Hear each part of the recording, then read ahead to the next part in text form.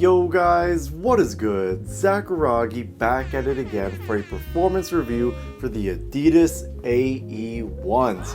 So these guys right here could potentially be Adidas's best shoe out right now. So let's find out if they are, and let's get into the good, the bad, and the ugly. And starting with traction, it was absolutely phenomenal, guys. I love that the shoe has full-length herringbone because this pattern is tried and true. It literally did not matter what type of court surface I was on, whether it was clean or dirty. The shoes consistently performed very well across all court surfaces I took them on, and I really hardly had to wipe dust off and was able to just stop on a dime on every type of movement and change directions with full confidence. Durability didn't really seem to be an issue either, although I really only played on indoor courts. So if you do plan on taking these outdoors, I just don't know how long these are going to last, given that the rubber compound on these is on the softer side and it's pretty pliable as well. So if you do plan on taking these, let me know your experiences like in the comments down below and let me know how these hold up. But while the shoes are fresh and new, you're probably going to get pretty good traction outdoors regardless.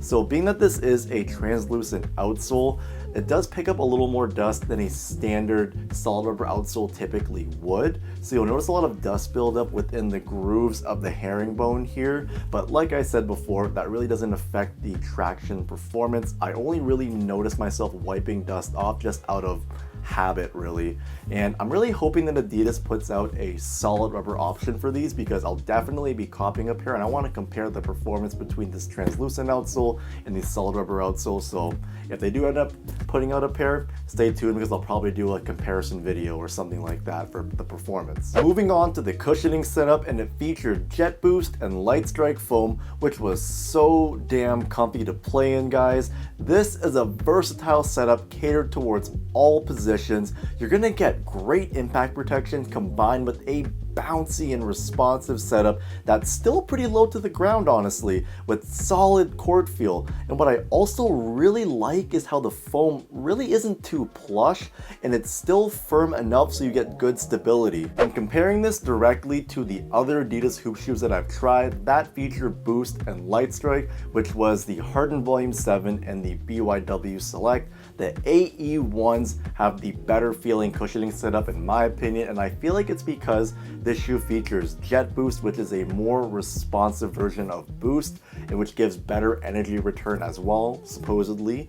And honestly, it was so damn comfy on foot, guys. Like, I didn't feel any type of soreness or pain after hooping in these. It was just an ultimate comfort experience. And if you switch the insoles out for a comfier insole, for example, a Move insole, oh my goodness, guys, this shoe feels like a cheat code for comfort. So the only downside about this cushioning setup would have to be that it adds the entire weight of the shoe and makes them heavier. So if you are a person that likes to play in lighter shoes, these will take some getting used to in my opinion, but after you get over that hump, you'll enjoy these a bunch. Also, the heel to toe transition is good, but isn't as smooth because of the heel area and how it's shaped, because it makes the transition feel a little clunky at times. Now when it comes to the materials, I do have a love-hate relationship with them.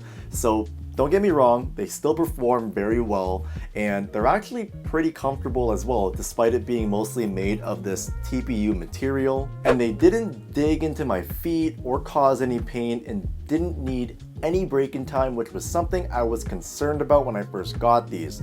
But the TPU panels were awesome. They are breathable and provided amazing lateral containment, which is what they were designed for, and they're also pretty durable as well and can take a beating. But one of the things I don't like is how you can see all the scuff marks on the TPU and how many of those scuff marks accumulate the more you play in these. The other textile material, which is this black part right here, here, felt pretty good to play in as well. It hugs your foot really nicely and it feels comfortable. But my only complaint is this collar area right here, because it doesn't have much give to it. So it made the shoes a little more difficult to put on as well. And the last problem I had with the materials was actually this suede area on the toe.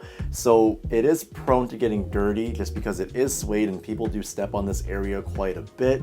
And obviously that doesn't affect performance at all, but I just don't like the way it looks when it gets dirty. Getting more into the support, and it was amazing. The full length spring plate in the shoes gave them great torsional support and rigidity, while also helping the shoes feel more responsive and springy with every step or jump that I did.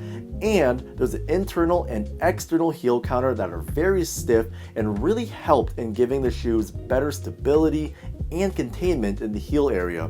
There's also a small outrigger here to help in preventing any rollover, so I felt completely contained and secured while playing in these. But I feel like with the amount of support this shoe has, this should be the standard for every basketball shoe out there. Like, no brand should be cheaping out on supportive features. Like, I'm really surprised that Adidas put this much tech into the shoes, given that this is Anthony Edwards' first signature shoe, because amongst the other first signature shoes that I've tried, this definitely has the most tech packed in it, which I'm absolutely ecstatic about. So kudos to Adidas for that. But when it comes to the lockdown, I thought it was amazing. The lacing system really secures your foot into place, and I never felt like it loosened up while playing. The shoes remain tight all the way through. But my only complaint with the lacing system are the laces itself and how you lace the shoes up.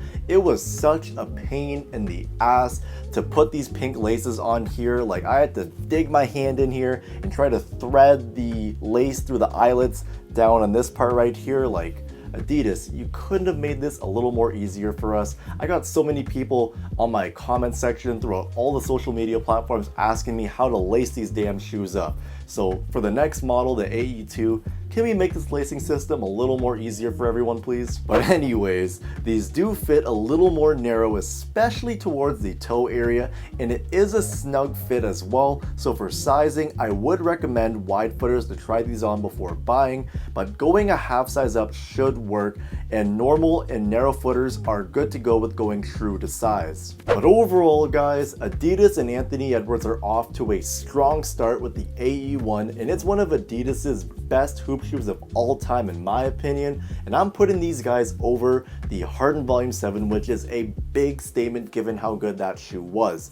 So comment down below and let me know what you think about these, and if you've played in them, share your experience with everyone in the comments down below. But we're at that point in the video, guys. Now it's time for hashtag Zacharagi, what you rockin'. So for today, guys, got another shoe that's up for a review soon. I got the Nike GT Cut 3 right here. I did do my short form review for these. Link will be up here, but I will be doing my full length detailed review very soon, so stay tuned for that. I'll also link it up here as well. But that is it for today, guys. I appreciate all of you for watching. I'm signing out. Peace.